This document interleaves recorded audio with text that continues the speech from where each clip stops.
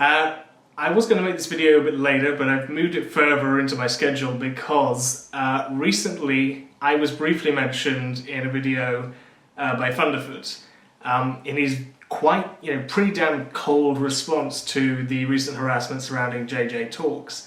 I wasn't the main person being featured in the video, I was just part of it, but it was mainly Steve Shives. But it just reminded me, because I was going to make this video about Need Sarkeesian, which I'm going to do in a second, of the editing style that Thunderfoot uses. I find his editing, as someone who does a bit of short film editing myself, and has done a few documentaries, it's really easy to manipulate people, and I find Thunderfoot is pretty much the shining example of manipulative editing. Normally what he does is he draws a single point from a video, then he cross-cuts that with something else later on in the video, and from that he ascribes a faulty accusation, normally something that the original poster was not stating at all. Sometimes it is, but a lot of the time, because it's getting mixed up with those times that it's right, it's creating a lot of manipulation. And with me, he's basically associated me, whether it's indirect or not, being a potential sexual harasser who has, and white knight who has infiltrated the social justice community in attempt to get with women. I'll leave some number references down below to the parts in the video where he mentions me. There's numerous points in the video also where he addresses JJ, satirically dressing, provocative. It was a joke, the video's a joke, and using this to basically hint that she's just ridiculous.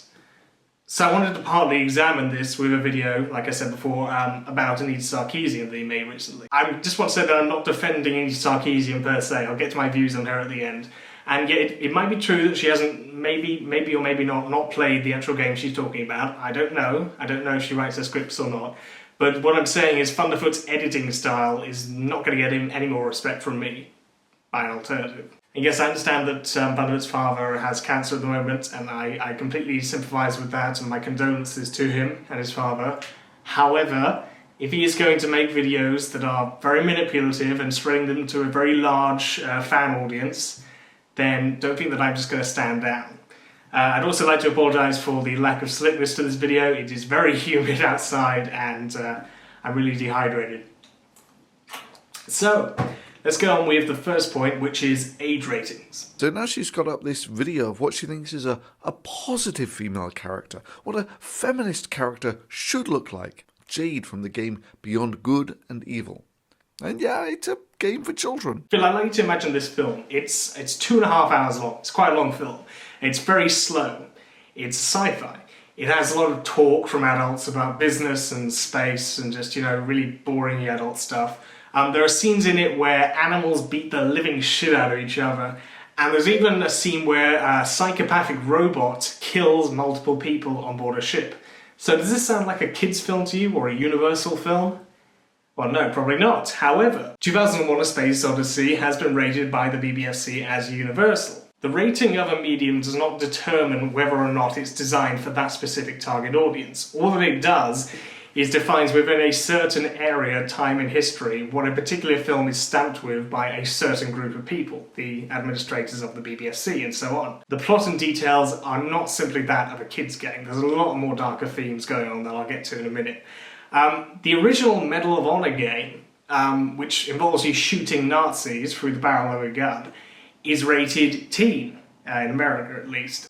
So by that logic, Medal of Honor is a kids' game. It's made for kids. No, it's not. It's because there's a lack of blood and violence and swearing and sex and all that kind of jazz. And on a more recent note, there was a film released on Netflix about the porn industry, Hot Girls Wanted, which is rated G for general viewing, so obviously that must be for kids. With no adult themes whatsoever. Really? No adult themes? Let's think about this. What about the loss of a loved one? That could be considered a pretty adult theme.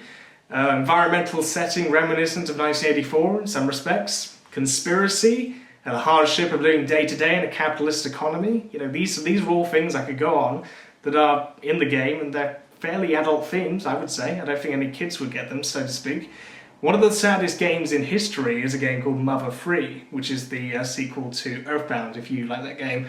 And whilst it might look like a silly kids game, it deals with a great sense of family drama, loss of a loved one, and technology and consumerism. It's not just simply a kids game. Cut price Lara Croft here, the one with the skin-tight pink top, hugging Jade's normatively beautiful body and revealing that fantastic pancake flat midriff. And of course, her cargo pants, which are just hipster short enough to reveal that Jade is wearing pink panties. But Jade isn't designed to fulfill someone else's fantasy. The midriff top is a little silly, but for the most part, she looks like someone who is dressed to accommodate her own needs. I mean, you don't get much more practical than cargo pants. Instead of just showing or offhandedly telling us about her skills in cutscenes, the designers have built character development right into the gameplay, giving players a pleasant, non-violent way of interacting with and appreciating the beauty of the game's world. Call me a nitpicker, but did they need to say at any point that the developers gave her no fighting capabilities and gave her no way of using violence in her environment? No, let's listen again. This not only gives Jade more depth, but also encourages the player to view the life forms of Hillies with some measure of respect, rather than seeing them solely as enemies to be destroyed. She was addressing the specific point that the game is developed in a way that a character development is integrated into the gameplay. So, for the most part, you can play the game without needing to resort to violence.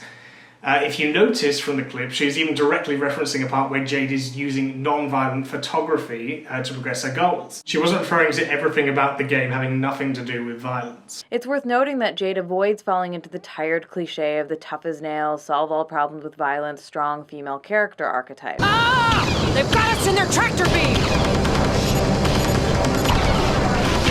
How does the simple matter of blowing up a ship therefore immediately turn her into the tough of nails stereotype?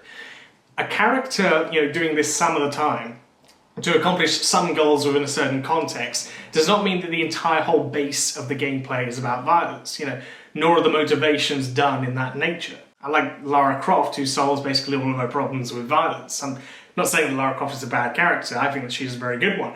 But what I'm saying is that it's refreshing to see, different scenarios in gameplay all of a sudden, and that is what Beyond Good and Evil did. She's referring to the fact that in most video games, when you see a monster, the first initiative is to kill, kill, kill.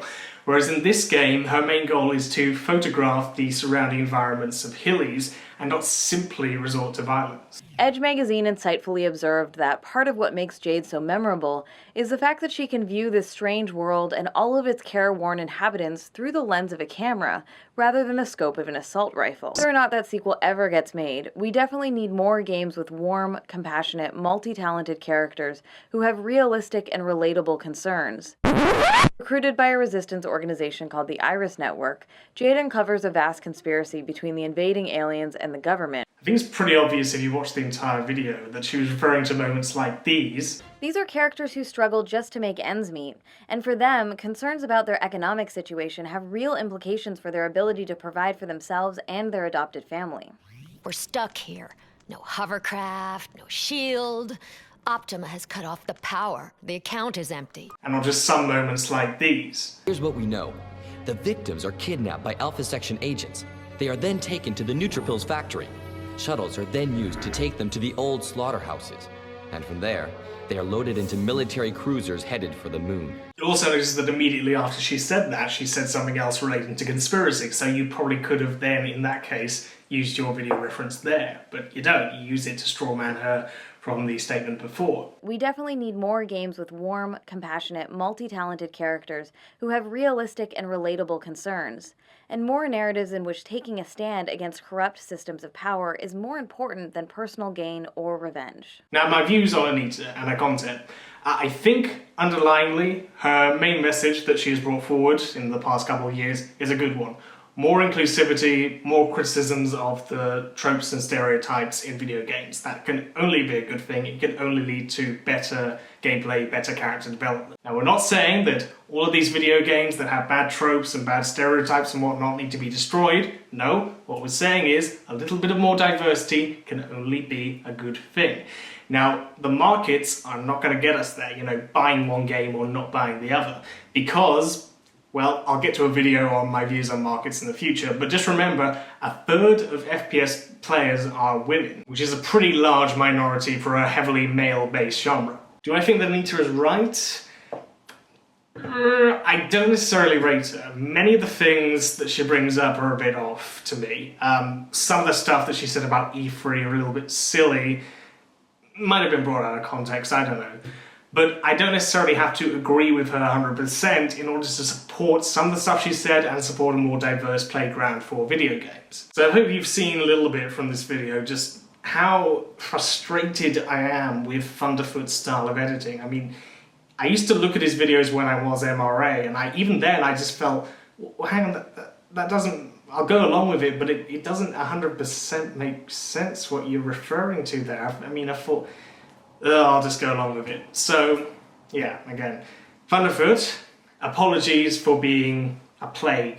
Yeah, I understand that, you know, wanting to progress societal boundaries and create a more egalitarian, diverse world that is hostile to reactionaries and wants to actively console those who are under sexual harassment and learn from our mistakes instead of just looking at everything constantly with this non-empathetic, cold-minded eye. And that does have a few loud, extreme voices that are being made louder by detractors, such as yourself, is a terrible, terrible thing to think about. You know, utterly terrible. We're a plague. So, on behalf of all those who have supported social justice, I'm sorry. Now, if you'll excuse me, I have some nostalgia to catch up on. I hope you all have a lovely day.